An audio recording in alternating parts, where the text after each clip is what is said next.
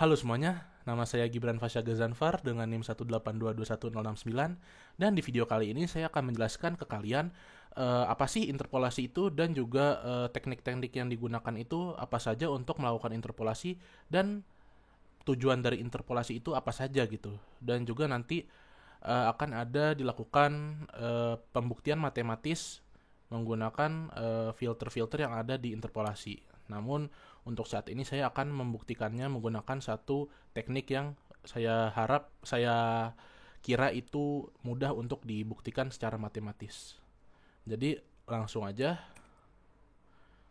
Jadi outline yang akan ada di video kali ini yaitu yang pertama pengertian interpolasi secara umum, teknik-teknik interpolasi seperti ideal interpolation, simple interpolation dengan zero order Holt filter, dan juga linear interpolation dengan first order Holt filter. Nah, nanti di akhir video ini juga akan ada penjelasan matematis ideal interpolation.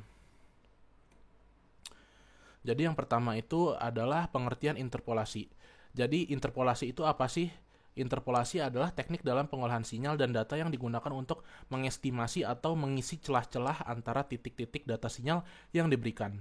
Nih, kalian bisa lihat di sini itu ada sinyal digital ya. Nah, di sini itu ada sinyal discrete atau discrete continuous time signal yang nantinya dengan interpolasi kita akan mengestimasi atau mengisi celah-celah yang ini nantinya akan menjadi seperti ini.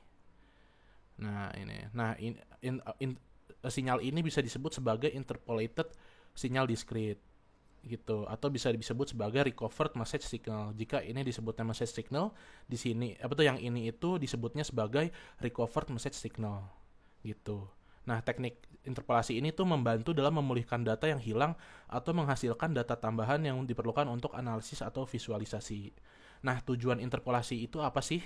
Nah, yang pertama itu memungkinkan rekonstruksi sinyal kontinu dari data discrete, yang ini discrete, dan merapatkan data atau menghasilkan titik-titik antara data yang sudah ada. Nah, nanti akan jadi seperti ini nih, dirapatkan ya. Nah, kapan dan mengapa kita memerlukan interpolasi? Yang pertama, ketika kita memiliki data sampel dari sinyal digital dan perlu merekonstruksi representasi kontinu sinyal tersebut, dan juga digunakan dalam proses audio, video, gambar, dan banyak aplikasi lainnya. Terus contoh aplikasi interpolasi itu seperti memperbaiki kualitas gambar digital, mengurangi distorsi audio, dan meningkatkan presisi dalam pengolahan data ilmiah. Oke, setelah itu ada ideal interpolation. Nah, ideal interpolation ini apa? Jadi, ideal interpolation ini adalah teknik interpolasi yang bertujuan untuk merekonstruksi sinyal dalam bentuk kontinu yang sempurna di antara titik-titik sampel. Nah, ideal interpolation ini tuh gimana sih beroperasinya? Yang pertama itu memungkinkan pengolahan data yang lebih halus dan kontinu, mengurangi distorsi dalam rekonstruksi sinyal, meningkatkan resolusi dalam visualisasi sinyal, dan juga digunakan pastinya dalam berbagai aplikasi termasuk audio, video, dan pengolahan gambar. Jadi, flow dari ideal interpolation ini caranya adalah pertama, kita akan menyiapkan terlebih dahulu sampled signal atau sinyal yang sudah dilakukan proses sampling dan ingin kita ubah ke bentuk aslinya, yaitu recovered message signal. Jadi kita ingin menginterpolasi sampled signal yang sudah kita dapatkan menjadi sinyal aslinya. Nah, setelah itu rekonstruksi sampled signal itu menjadi sinyal kontinu hasil rekonstruksi atau disebut recovered continuous message signal ya, tadi sudah saya sebutkan, menggunakan ideal low pass filter. Nah, jadi ideal low pass filter itu nanti kita akan masukkan sampled signalnya dan juga akan ada frekuensi respons dari ideal low pass filter. Nah, kedua hal tersebut itu yang nanti itu kita Fourier transform terlebih dahulu ya. Kita Fourier transform terlebih dahulu sample signalnya. Setelah kita Fourier transform, kita multiply atau kita kali dengan frekuensi respons dari ideal low pass filter yang ada di gambar sebelah kanan ini, atau kita bisa sebut sebagai H kapital F. Nah, jadi seperti ini ya. Gitu. Jadi tapi nanti saya akan menggunakan omega instead of f. Jadi saya akan menggunakan omega sebagai frekuensi nantinya gitu. Kalau di sini kan digambarkan kan f ya, frekuensi. Kalau di penjelasan matematis saya nanti saya akan menggunakan omega. Oke, kita lanjut. Setelah itu ada simple interpolation dengan menggunakan zero order Holt filter. Nah, jadi zero order hold ini sendiri adalah metode interpolasi sederhana yang mempertahankan nilai titik sampel sebelumnya hingga sampel berikutnya. Nah, gimana sih ZOH itu beroperasi? Jadi ZOH ini istilahnya mengunci nilai sampel sebelumnya hingga saat sampel berikutnya tiba. Dan juga ZOH ini menghasilkan representasi tangga dalam rekonstruksi sinyal. Nah, di sini ada berupa rumus-rumus yang sudah saya cantumkan untuk zero order hold interpolation, dan di gambar sini juga kalian bisa lihat ada ideal interpolating filternya. Nah, ini dia adalah filter yang nanti digunakan saat melakukan simple interpolation. Nah, kurva yang melengkung ini itu adalah zero order hold-nya gitu. Jadi kalian akan melakukan perhitungan dengan menggunakan filter ini gitu. Yang gambar atas ini adalah frekuensi respons dari zero order hold filternya itu sendiri yang dibandingkan dengan ideal interpolating filter, dan yang gambar ini adalah ideal compensated reconstruction filter untuk dipakai dengan zero order hold input gitu. Jadi kita lanjut ke first order hold filter ya, atau bisa kita sebut sebagai linear interpolation dengan menggunakan first order hold filter. Nah, jadi FOH ini sendiri adalah metode interpolasi yang menyeratkan penggunaan fungsi linear untuk melakukan interpolasi, menghasilkan garis lurus dengan kemiringan yang menghubungkan titik-titik sampel. Nah, jadi gimana sih FOH ini beroperasi? Jadi FOH itu menciptakan ramp antara titik sampel dan memperlakukan nilai sampel sebelumnya sebagai tingkat awal dan nilai sampel berikutnya sebagai tingkat akhir, serta menciptakan perubahan tingkat secara linear. Jadi berikut adalah filter function ya sebelum di Fourier transformnya, kalian bisa lihat di sini dengan kondisional time-nya. TS ini adalah sampled period ya kan, di T-nya itu waktunya, dan kalian bisa lihat sini kondisionalnya. Dan gambar di sini itu ada ideal sample signal, piecewise linear signal, dan juga impulse response non-causal of first order hold gitu.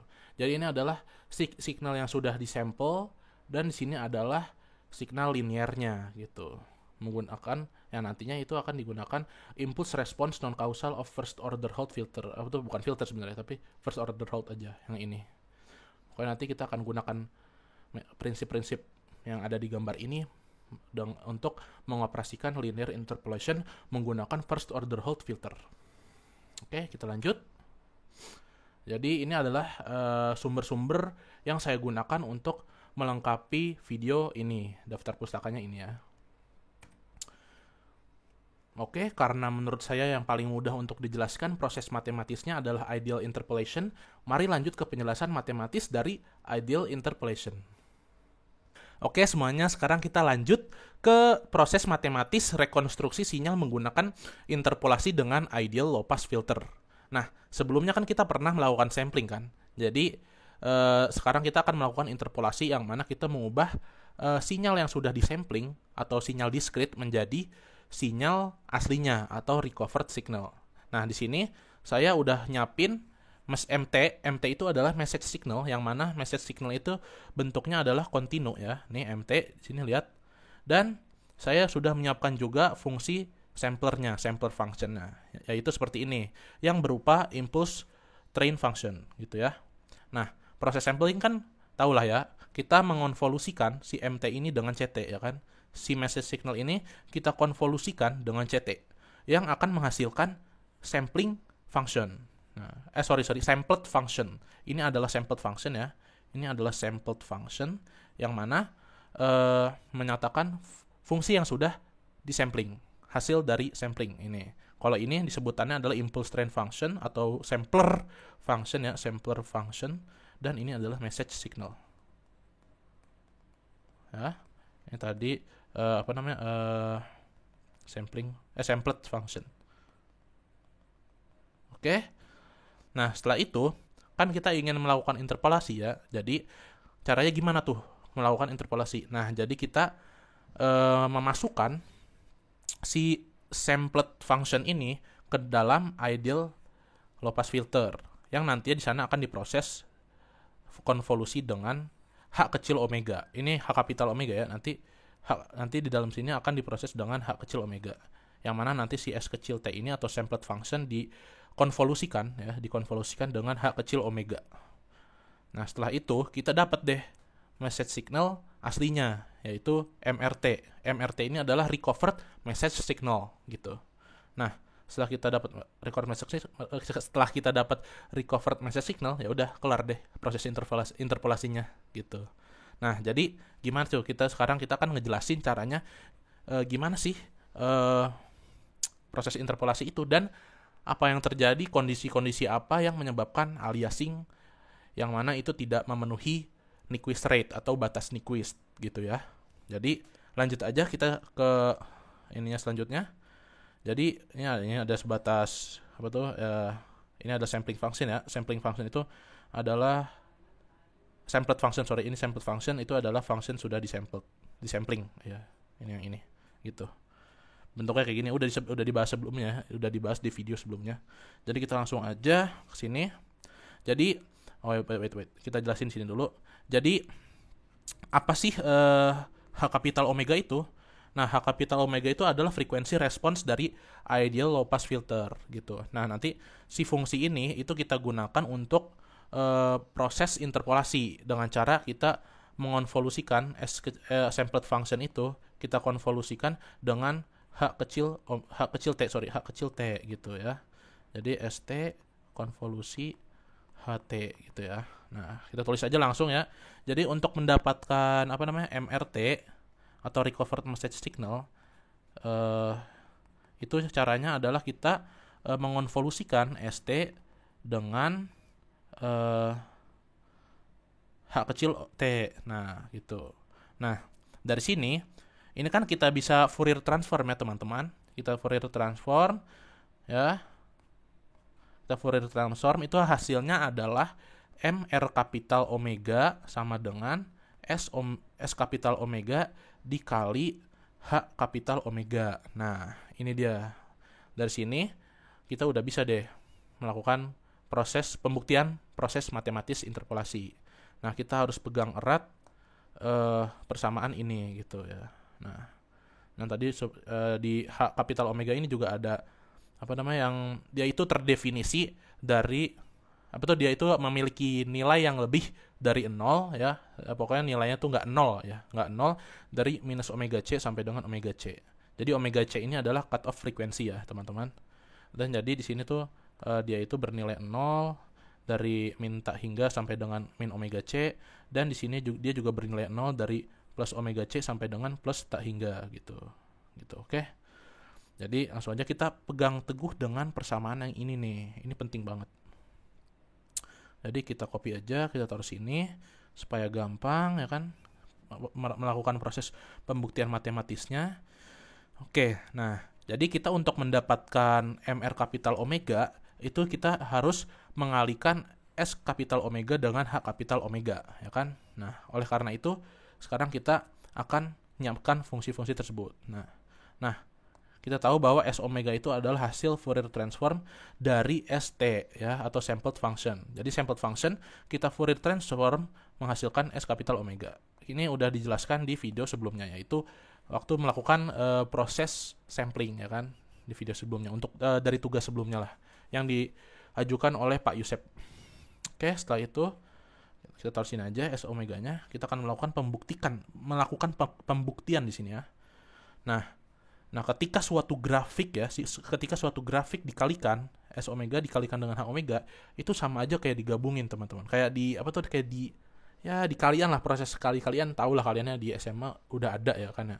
Jadi kita kayak melakukan proses gitu loh, kayak proses ngiris gitu ya, bisa dibilang ngiris gitu ya. Jadi kita ambil H omega itu yang mana? Nah, H omega itu ini ya, teman-teman. H omega ini kita copy aja supaya lebih gampang lihatnya. H omega ini frekuensi response function ya. Oke, terus ini. Nah, ini H omeganya. Nah, jadi kita melakukan perkalian S kapital omega dengan H kapital omega ya. Nah, jadi itu sama aja kayak gini, teman-teman. Jadi kita gabungin si S omega dengan H omega. Jadi kayak gini. Nah, kita gabungin sama aja kayak gini. Nah, gini loh. Ini kurang tengah, sabar. Nah, cocok dah, pas. Nah, dari sini kita bisa dapat nih pembuktian yang mantap. Yang pertama di sini kalian bisa lihat, di sini ada ada omega M ya. Nah, di sini juga ada juga nih di sini di titik ini itu ada omega C ya, di omega C, minus omega C dan omega C. Nah, jadi di situ itu ada minus omega C dan di sini itu juga ada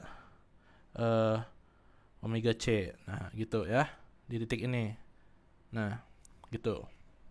Nah, dari sini kita bisa dapat pembuktian ya, persamaan lah kita bisa bilang, yang mana menyatakan bahwa si omega C ini dia itu lebih dari omega M ya kan. Kita bisa lihat di sini si omega C ini lebih dari omega M. Dan juga si omega C ini kurang dari omega S minus omega M ya kan. Secara udah jelas banget ini. Omega S dikurang omega M. Nah, ini dia persamaan yang kita butuhkan untuk melakukan pembuktian. Nah, setelah itu ya, kita tahu kan bahwa ya hasil perkaliannya sebenarnya ya kan setelah dikaliin ya. Nah, di sini itu bernilai 0.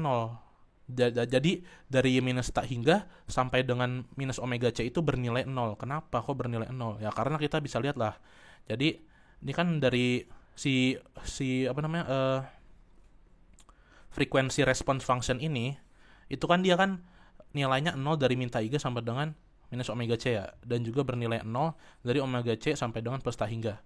Nah, itu kita kaliin tuh sama si S omega kapital ini, S kapital omega, yang mana dia ya ini mungkin ada yang nggak bernilai 0 juga ya. Nah, pokoknya kita kaliin yang otomatis nilai dari sisanya ini itu juga bernilai 0 gitu. Jadi ininya pokoknya 0 lah gitu. Jadi ininya tuh 0, sisa itu yang di luar kotak biru ini tuh 0 semua terdefinisinya. Jadi nilai S kapital omega itu bernilai 0 dari minus tak hingga sampai dengan minus omega C, dan bernilai 0 juga dari plus omega C sampai dengan plus tak hingga.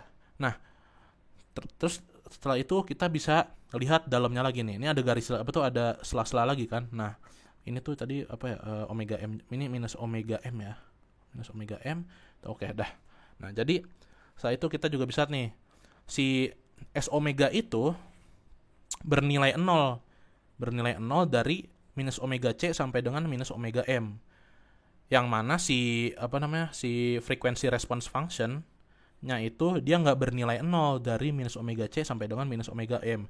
Yang mana kalau kita kalikan si S omega ini dengan si frekuensi response function-nya yang kotak ini, itu akan menghasilkan 0 yang ini. Jadi itu selalu bernilai 0 gitu. Setelah dikalikan ya. Ini ya setelah dikalikan. Ini sebenarnya S kapital omega dikalikan dengan H omega kapital. Gitu ya. Terus ini nanti ininya tuh nggak ada sebenarnya, yang yang sisa-sisa luar ini itu udah nggak ada itu ya, nanti gitu pokoknya. Nah, setelah itu oleh karena itu hasil dari perkalian S omega dikali H omega kapital itu hasilnya akan seperti message signal aslinya yang sudah di Fourier transform, yang mana seperti ini nanti hasilnya teman-teman ya. Nih itu yang ini. Tapi ini nanti bentuknya recovered message signal gitu. Ini kita copy aja dulu. Bentar ya, kita copy dulu biar lebih jelas. Nah, kita harus ini. Tas. Nah, nanti itu hasilnya adalah seperti ini gitu. Ini kita buat 2 aja ya. Jadi ada message signal udah di Fourier transform dan ada recovery message signal udah di Fourier transform. Nih, sabar. Ini kita ubah aja ya kan, jadi MR omega, yang mana record message signal sudah di Fourier transform. Nah, hasil dari pembuktian tadi dari logika yang sudah kita dapat tadi, yang mana menyatakan di sini itu nilainya 0 untuk S omega dikali H omega, di sini juga 0, yang mana berarti dari yang menyimpulkan dari minus tak hingga sampai dengan minus omega M ya, itu hasilnya adalah nilainya adalah 0. Dan juga dari omega M sampai dengan plus tak hingga itu nilainya juga 0. Yang mana bentuknya nanti itu akan segitiganya doang ya kan, berarti Yang terdefinisi itu cuman minus omega m ya, minus omega m sampai dengan omega m aja gitu. Sisanya nilainya tuh 0, terdefinisi tapi nilainya 0. Tapi yang di sini itu nilainya nggak 0, yang segitiga ini ya, nilainya nggak 0 gitu. Jadi berarti ya otomatis sama lah. Apa tuh si fungsinya itu, hasil perkalian ini sama dengan ini MR kapital omega yang bentuknya juga segitiga ya kan, ya segitiga. Yang mana dia hanya tidak bernilai 0 dari minus omega m sampai dengan omega m, eksklusif ya. Nah gitu. Jadi dari min tak hingga sampai dengan min omega m itu bernilai 0, dan dari omega m sampai dengan plus tak hingga itu bernilai 0 juga. Jadi yang terdefinisi cuma ini. Nah, setelah kita dapatkan ini, kita akan bisa melakukan Fourier transform, inverse Fourier transform ya. Kita lakukan inverse Fourier transform ini nantinya menjadi sinyal aslinya. Jadi kayak gini, kita Fourier transform ya. Kita Fourier transform itu nanti jadinya M kecil RT. Nah, si MR kecil T ini yang kita inginkan, yaitu message signal yang berhasil di-recover atau direkonstruksi. Nah, itulah inti dari proses interpolasi, yang mana kita melakukan semua proses ini ya, dan kita bisa menghasilkan recovered message signal yang aslinya, seperti aslinya gitu. Nah, tapi ada beberapa kondisi yang jika kita tidak memenuhi suatu batas Nyquist, itu akan menyebabkan sebuah overlapping ya, overlapping. Nah, overlapping itu akan menyebabkan aliasing gitu. Nah, jadi gimana sih kalau terjadi overlapping itu? Jadi kan ini kita bisa lihat ya, kalau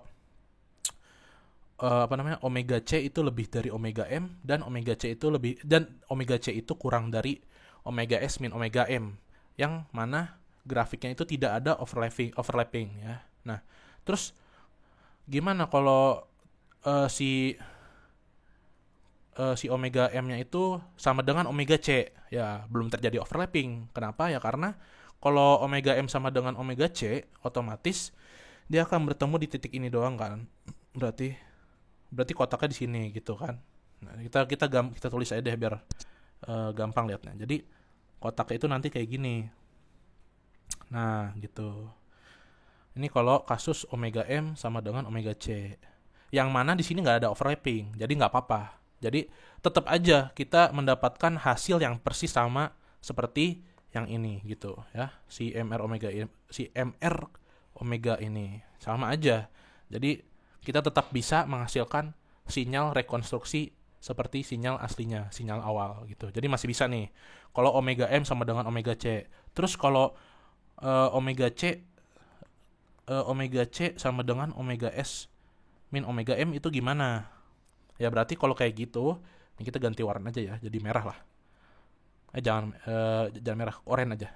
Jadi kalau kita kasusnya itu omega C sama dengan omega S min omega M, nanti hasilnya itu seperti ini nih, omega C sama dengan omega S minus omega M. Berarti kotaknya itu di sini.